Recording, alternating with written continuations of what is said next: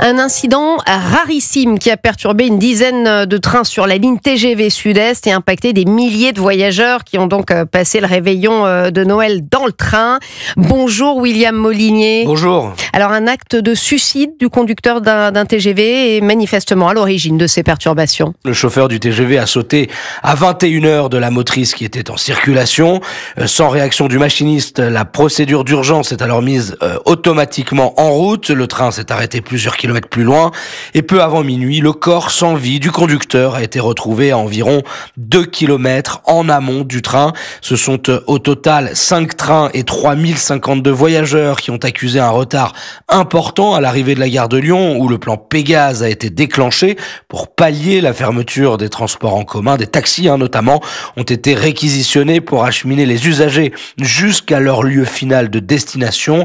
Une enquête a été ouverte, elle a été confiée à la brigade de gendarmerie de Melun. William Molinier qui nous le disait, donc des milliers de voyageurs impactés qui ont passé le réveillon de Noël dans le train, dont notre confrère Alexis de la Fléchère qui était à bord d'un TGV Paris-Lyon hier soir. Écoutez.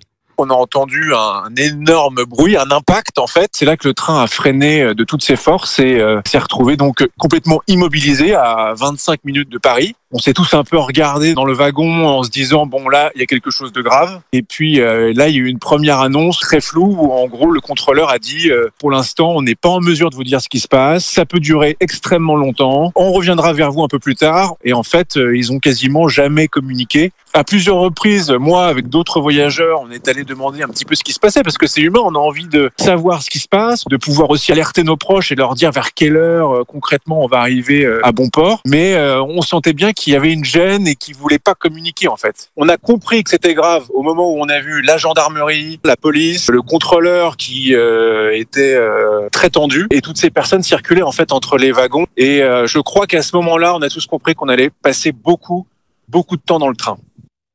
Et des propos recueillis évidemment par Camille Moreau.